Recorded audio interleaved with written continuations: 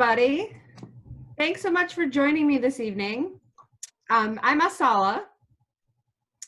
I'm from the Middle Kingdom, for anyone who might not be from the Middle Kingdom. I'm in the Metro Detroit area, Barony of Roaring Waste.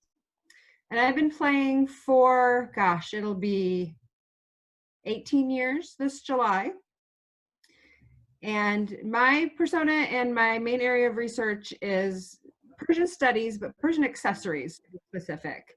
When you look at the Safavid Persian research that's out there, what people are doing in the SCA, there's not a lot out there for accessories, for getting the headwear, for shoes, for the jewelry.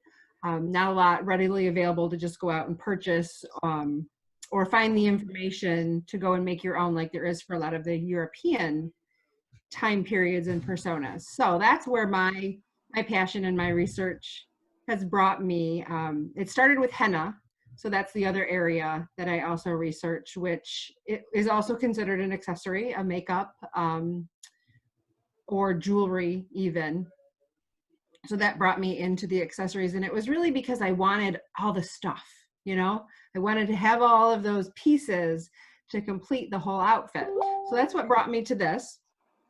So I'm going to be talking a lot about some of the things that I've made and showing you some examples of ideas from paintings, along with the names or the best that we know at this time, or that I have found through my research and help from other people, of the names of these different pieces. When I teach classes, I really like to personalize it though to what you want to know. So please feel free to unmute yourself, ask a question, raise your hand if you want to.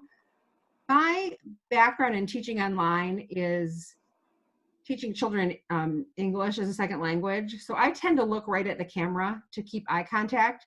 So if I miss something, you're raising your hand, unmute yourself and speak up so that I don't miss you, because I'm going to keep looking at the camera because that's what I'm used to. I have a lot of examples of pieces that I've made to show you different options of what you can do and how I did that, to give you ideas of how to make your accessories if you'd like to, in your headwear.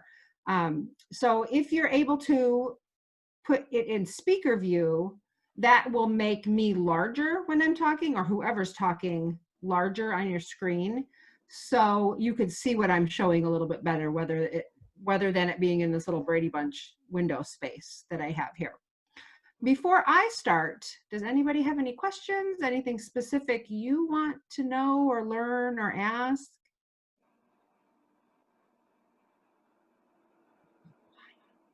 Well, the only thing, do you have access to where you can see the chat window? If you can see it, okay, if you can see it, then you don't need me to mess with you, but I don't mind, you know, if I have to filter that or help you with that. Yeah, I've got it up and down to the side right now, so I can see that. My other background in teaching is preschool, so I'm used to loudness in a classroom most of the time. So teaching adults in Zoom when everyone has their camera off throws me off a little bit. So please feel free to speak up. I do not mind being interrupted. It might sidetrack me for a minute or two, but I will go back to the handout and stay on track, or we'll get off track if you want to find out something different that's not on the handout. Did everyone get access to the handout? Not that I can see everyone's faces. If you have your camera off and you'd like to turn it on, please feel free. If you don't want to turn it on and you'd rather me stare at your name, that's fine too. I don't mind, whatever you're comfortable with. I'm going to bring up the handout here, maybe. Okay, so I'd imagine at this point, since a lot of you have an interest in finding out more about Safavid Persian women's headwear, that you've at least seen some of the paintings and noticed what they're wearing on their head. So you might have an idea there why I called this, is that a napkin on her head? Because many of the pictures look like there's a napkin on her head. So let's talk a little bit about some of those pieces. And again, please feel free to chime in. One of the main pieces you're going to see in a lot of the paintings, and you're going to notice differences in it if you're looking at an earlier 16th century painting and a later 16th century painting because you kind of see where things evolved a bit, but it's the Braid Case. And the Braid Case still eludes me a bit as exactly how they did it, because it always has a veil on top. You can never exactly see everything that's going on under there. So I've made 3 different attempts. My first attempt, and I'm going to go off screen sharing so I can show this to you a little bit better. So my first attempt was a very long tube, and that's what they tend to be, a very long tube with a, for lack of a better term, like a Juliet cap, if that makes sense, like a spoon-shaped cap on the top. And I used just a hair comb to keep it in place and a big opening to actually put my braid in. My hair's kind of long. When I started doing this, it was longer, so I could braid my own hair and stick it in the braid case. The other thing that I noticed as I was looking closer and closer at the paintings is that the little piece sticking out there at the top that looks like the cap and the fabric of the braid case coming down does not always match. So my other theory is that they did a separate cap and a separate braid case, and this one just goes over the braid, or ponytail or bun, however you want to do it with your own hair. They used fake hair just like many other places and time periods, so that's an option too if you have shorter hair and you want to fake it with stuffing the braid case. So that's another option to try out. There's a lot of examples of little caps that men wore. You can find a few extant ones even if you look on Pinterest. So just a little cap that sits snugly, and then the braid case that goes on separately. This, to me, seems to be pretty feasible for the earlier pictures, and I'm going to go ahead and share my screen again to show you what I'm talking about. So you can see the woman on the left. It's a little harder to see. That cap is up higher. You can't see it as well, but when you see the piece sticking out, the fabric is different. And where her ponytail is sitting is kind of low. And that seems pretty feasible for this braid case. Let's see if I can get my picture up here of the one I made. And cap separate pieces. So you can see there, can everyone see that? Separate braid case. But when you look at some later period into the middle and the end of the 16th century, like the woman in the green coat here with the little purple triangle on her head, the braid case seems to be way up higher. And I couldn't exactly make that work with the cap, but I can make it work with this type of a braid case. So I made a second one that was a little bit bigger, that looked more like a full cap. And here's a little trick I learned if things slide out of your hair like they do on mine. Rather than using just the hair combs, try a wig clip. You can get them at hair and beauty supply places. They sew onto things really nice. I only have one on there near the front, but not all the way to the front. They do not move if you have a hard time keeping things in your hair. So the other part that you always see on top of that braid case, and also in many other paintings, and we'll talk about this back and forth, is this other little veil piece. And it is called a chakad. And basically what a chakad is a square of fabric folded into a triangle and draped on the head in many, many different configurations. You'll see some that literally are tied under, kind of like that Eastern European babushka look. You see ones that look like they're kind of pinned on top of that braid case. You also see some, let me find it, that are just the separate triangle. And you can see this on figure 5, and she has the green triangle on her head. It's a separate triangle with another band tying that on. So there's a lot of different configurations here that you can use. And looking at the different paintings, it also looks like different types of fabrics are used. In figure 4, that one looks really, really light and wispy. I used just a silk handkerchief, and I was able to kind of replicate that look pretty well. There is an extant piece that is believed to be part of one of these, but not having all of the information on it, the museum is not perfectly sure, but it looks like this. So I recreated that, making the whole piece and embroidering it. A lot of these appear to be embroidered. They could be printed. They did use printed fabric. There are many that are solid color as well. The information for the extant piece like this is that it was a cotton ground with silk embroidery on it. So that kind of gives you an idea of fabric to use. Safavid Persians tended to use cotton quite a bit, different than the cotton that we have, possibly a little more slubby, a little more rough linen-like.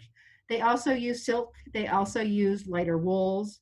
So there's different options of fabrics to use. But I have found in getting the look right, getting things to hang and lay right, cottons of a lighter to medium weight tend to work pretty well. So there's a lot of options there. If you don't want to use the whole folded over square, here's another option I did, and this tends to work really well, I find, for keeping things on if you're working a lot, if you're out a lot, if it's, you know, a camping event, Penzik, things like that. This tends to stay on really well, I have found. And it is just a triangle that I actually cut that way, sewed it so it's lined, and then just rolled it up like this.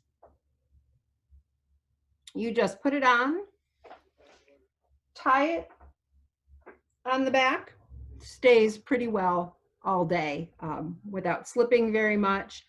And you can do that over the braid case. You can do that over just the Chakad veil. And you can do it over longer veils. And I will talk about that a little bit more too. Speaking of napkins, this piece actually is a napkin. It's an Indian printed napkin that I got online. So you can use lots of creative resources to find things that have a print that you like or a color that you like.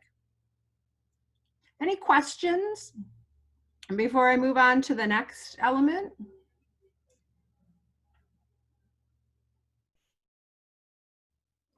You guys are so quiet. I'm just not used to that. All right, so longer veils. So one of the longer veils that you often see in these paintings is called a Chakad. And there's a couple different ways you can wear this, look at this, decipher how they did it. I have two different schools of thought on this, and they might have done both. They might have done one or the other. And this is from experimenting and playing around with things. One of my theories is that it could have been like some of the modern hijabs, where it's a whole sewn together hood piece that slides over. And the woman in green in figure 6, that really resembles that. But in experimenting, and this is just a fancy cotton scarf. I got it at Penzik, I think. If you put it over your head and wrap it around, kind of tuck it over your shoulders, you really get that same look as well.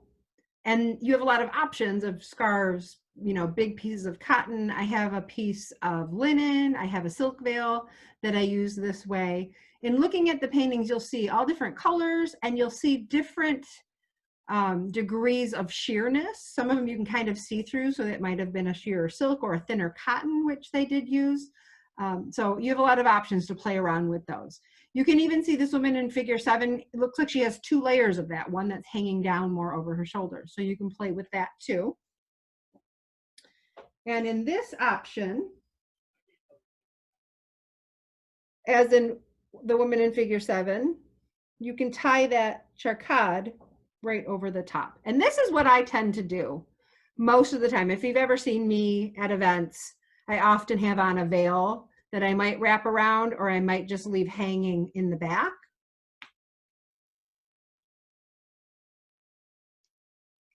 It covers your modern hair if that's an issue. It keeps the sun off of you, which is very helpful, and it stays in place really nice, I have found, and it just kind of gives you that completed look.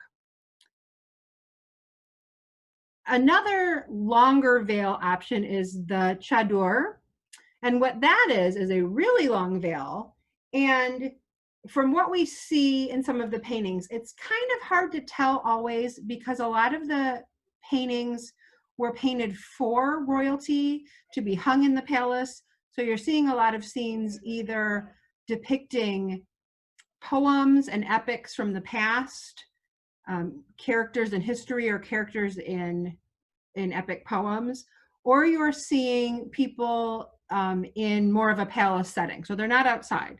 But women that we know of, and there's some references out of period, but still Safavid Persian, that when the women went out in public, went into the market, they wore the chador like this, where they put it over and they wrapped it all the way around their body. So I have a really long, again, this is just a cotton, really long scarf that I got at Penzic that I use for that option. You can see there are colors.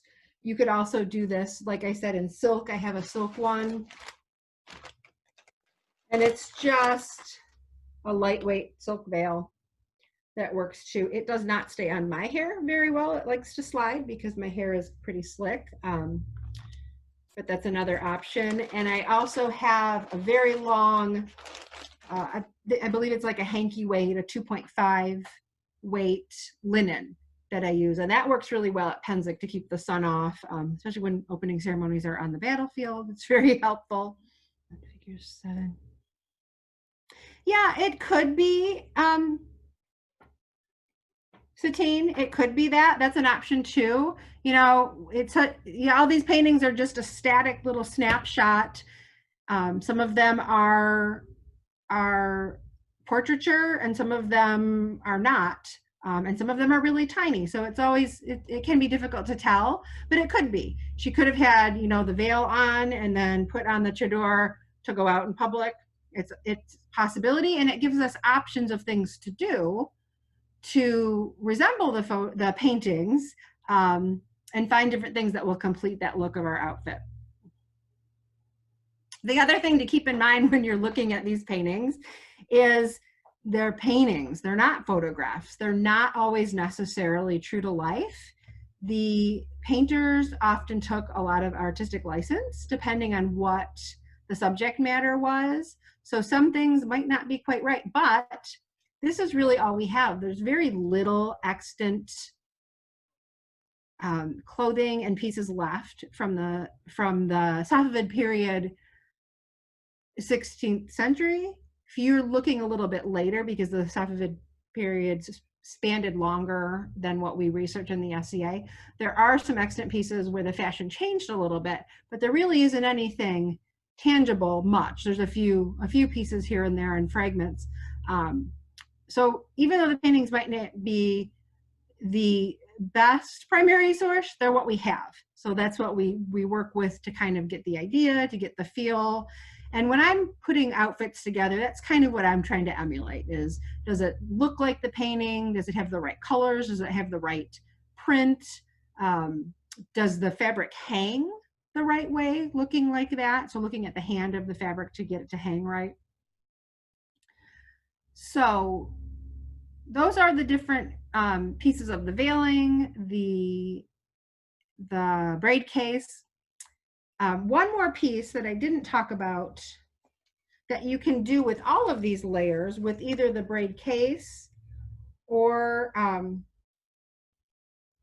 the veils is the pearls that you see hanging down under their chin. And let me find it. There we go. In figure 3 and in figure 4, you see both of them. Where this piece is attached, kind of hard to say. It could be something on the head, like jewelry. It could be attached to that braid case. It could be attached to something else, some other structure piece underneath that we don't see. So one way to do it, and on my original braid case that I made, I sewed that piece right to the braid case, kind of just above the temples, and it hangs nice. You can play around with where you want it to hang. You don't want it to hang too long because it can get in the way a little bit, but you don't want it to choke you either when you lean over or move around. So that's one option. But something that I found, so that I didn't have to keep sewing more and more pearls to every piece I had. Let me get this undone.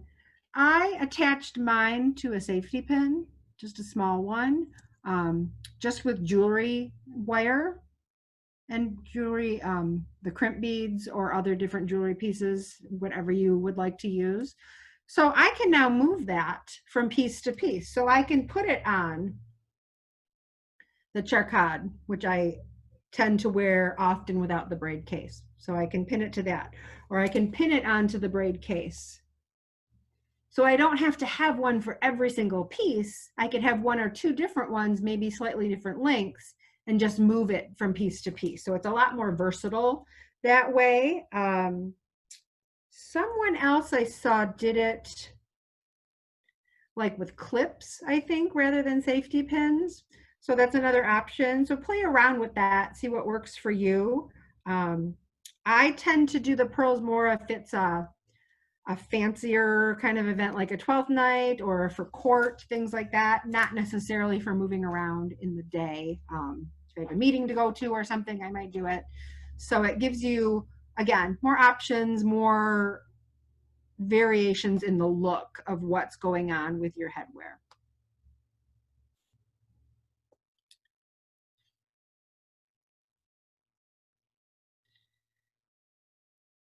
In a lot of the paintings, you'll also see some different types of hats. Now, in men, there's quite a variety of different hats.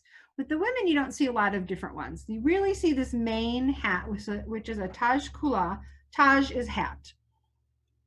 A Taj Kula is a crown hat, basically. It kind of looks really similar, but slightly different to a Mongolian hat. And there is definitely Mongol influence with the Safavid Persians. That's a whole nother class that we could get into, but there is some influence in some of the clothing and this headwear in particular. But you only really see this kind of hat with a crown around it. So the sultans, the royal family, are the people who would wear this. If you're sitting the throne, a landed baron or baroness, a court baron or baroness, you certainly could do something like this if you wanted to with your coronet.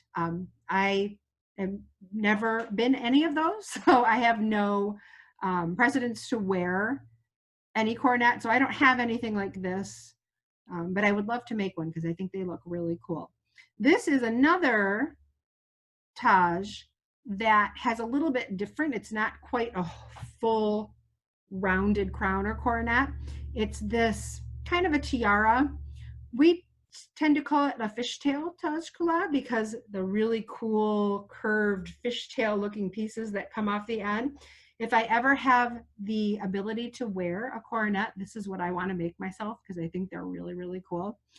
And there's different interpretations, and you certainly can use your artistic license to make things out of leather or fabric.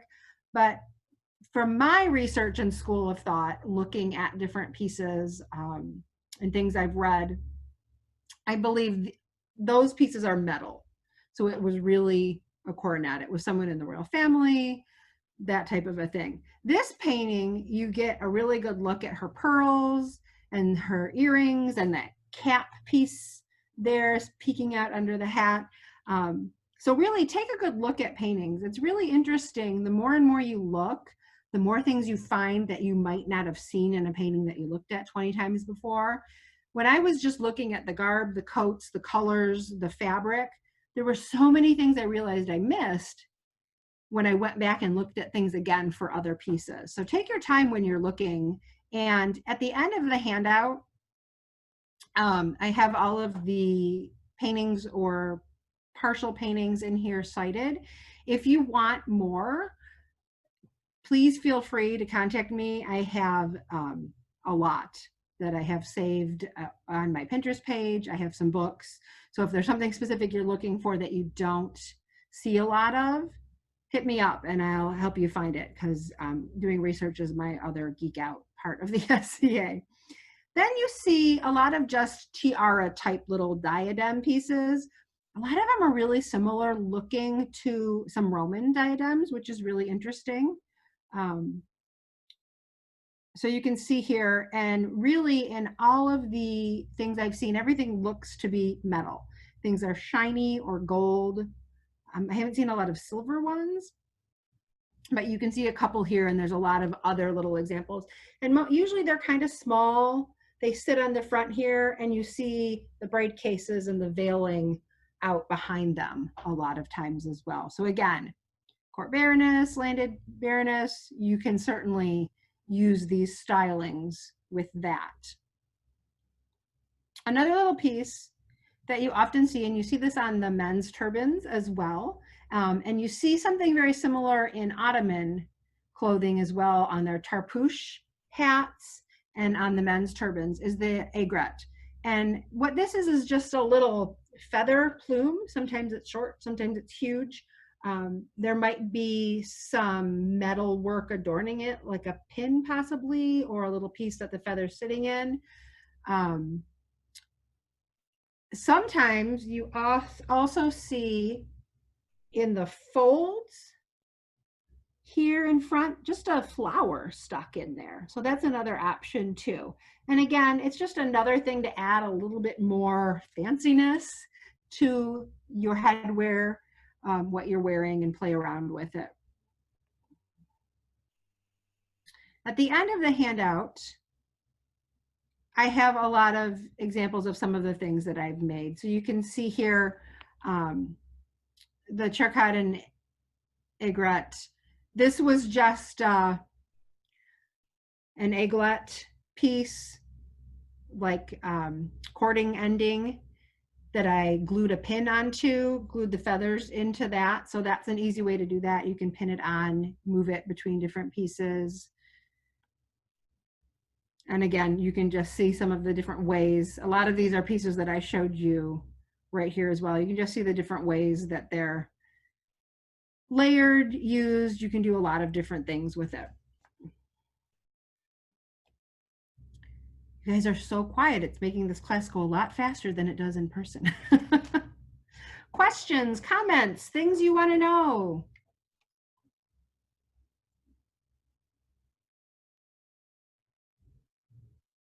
Remember to unmute yourself if you want to say something.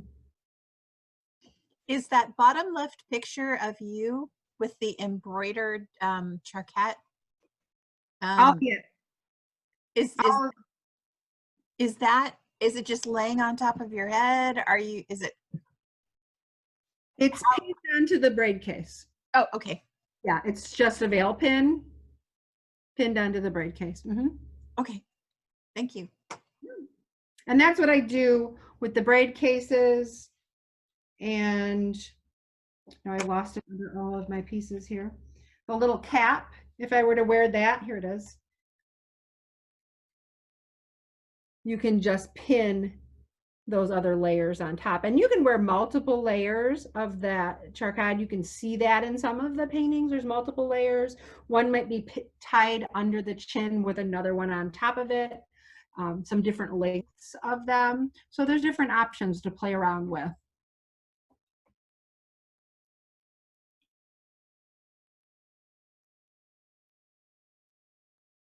Thoughts, questions, great stories?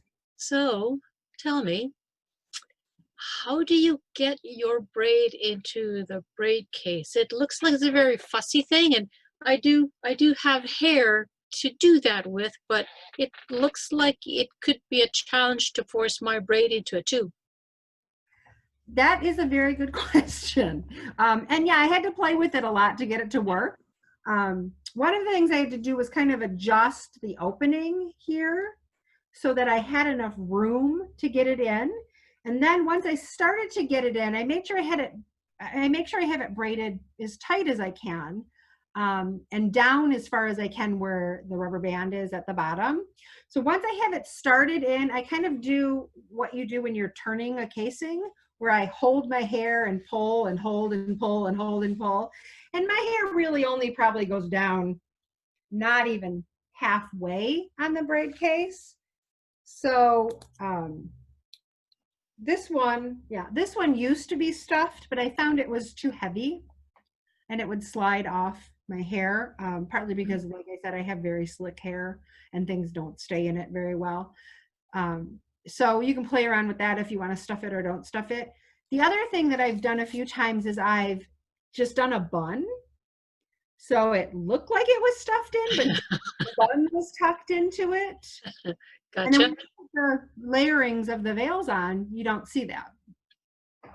Women also wore, as they did pretty much everywhere and time period in medieval times, they plaited their hair or braided it in two braids, or used fake hair to create two braids, and sometimes multiple braids also, like you see in Ottoman as well. So that's another option to do other braids if you're doing the longer veil, is the Chakad tied on, that kind of thing. And there are a few examples of just the Chakad with just the braids coming down and no veil of it, like literally like this, with two braids hanging down. So I do that sometimes too, especially when it's hot out. I'll do that sometimes. I also have fake yarn braids that I braid into my hair to make my braids longer, if I want to wear it like that. That's tedious, but it looked really cool for crown tournament. Very cool. Oh. Thank you. You're welcome. Lobster class. That's what it was that someone, it was you, Satine. That makes sense. I knew somebody did something else cool that I hadn't thought of before. So again, lots of options to play around with those pearls, other things. Another interesting thing, just a little side note to continue the look. If you look at all these paintings, you see the women's hair on the side. You can see it really well here in figure 10. You often see all these wispy pieces hanging out the sides. You can curl it if your hair is not curly. Mine, except right now when it's been up in a ponytail all day, is a little bit wavy, so it gives that kind of curly wavy look when I do that. So you can play with that also, looking at the paintings, and kind of get that look, just again to complete some of that look, to finish off looking like a noble Safavid woman.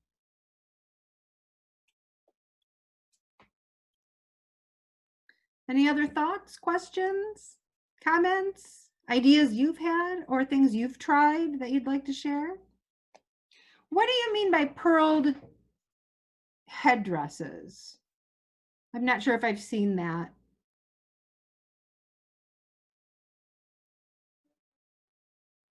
Do you care to unmute yourself and describe that a little bit? Thank you. So I don't know if you can hear me. Yep. Okay. They kind of look like the Rennie headdresses, where there's a strip of chain that goes around their head, and then like 6 pieces that come down, and there's pearls along the chains, and they kind of hang down, but they're not wearing them with veils because you can barely see them on their hair.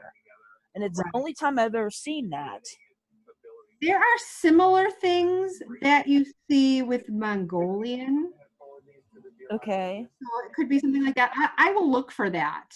Yeah, we saw it. They had the Indian exhibit at Cincinnati a couple years ago. Simultaneously, they were running an illumination exhibit, and it was part of that. Okay. But because the museum's closed, I can't see if they have, a picture, a zoomable picture of it online, or if I can get a picture of it or not. So yeah, I'll keep my eye out for that. It very well could be something Mughal. That's what I was wondering, but they're wearing the Persian robes rather than the shorter four-corner robes. Yeah. So that's kind of where the Mughals came from. Right, right, So you see a little bit of crossover in some of that, some of the longer coats and stuff. right. So, Yeah, I will look for that though. That's a good point. I have never seen anything like that, specifically Safavid Persian. okay. Doesn't mean it's not. There's a lot out there that I haven't seen yet. So I will certainly take a look for that. Yeah, my camera or my phone wouldn't take a good enough picture through the glass. So Yeah. Yeah, that's the hard part at museums is everything behind glass. It's hard to get good pictures of sometimes. yeah, and it wasn't even close to the glass. This is in one of those boxes, so it was kind of in the middle, and it really messed with the distances. Yeah, that sounds interesting. I will definitely keep an eye out for that, see if I can find it. Okay. Look to see more of that and see what it is exactly. I have the exhibition booklet, but it's not handy right now. It does list the illumination, but the pictures aren't very good. So Mhm. if I get that, I'll send it to you. Thank you. I'd appreciate that. That's very cool. Thank Well, thank you all very much for joining me this evening. I hope you're all having a good Memorial Day weekend, even though we can't quite do the things we normally do. Normally, I would be at Crown Tourney right now, especially yesterday for Kingdom ANS. I'm very much missing that this year, but next year, it'll be there next year. So that's a good thing. And possibly still this year. We'll see what happens. Right now, it's postponed. If you have other questions, things that you think of later, things that seem to make sense now, but later when you're trying it out, you have some questions or thoughts on it, please feel free to reach out to me. The top of that handout has my email. I'm also on Facebook. If you look for me on Facebook as Asalah al-Hina, my mundane name will pop up as well. I have both on there, so it will come up. I'm always happy to answer questions or assist in research and digging for things. And if I don't know it, I might know someone else who has more information on that specific thing than I do. Yeah, you're welcome. I'm happy to be here and help and teach. Being that teaching is my background and I'm not out in a school right now teaching, I miss it. So this is a great opportunity. I'm very, very grateful to the Rum Chancellors that they've put this together and given us all this nice opportunity to be able to take or teach a lot of very cool, interesting classes. So I hope you're all taking advantage of it and taking other classes if you haven't, either on here or I know there's the SCA Facebook page that's doing classes and sharing of artisan things. Good.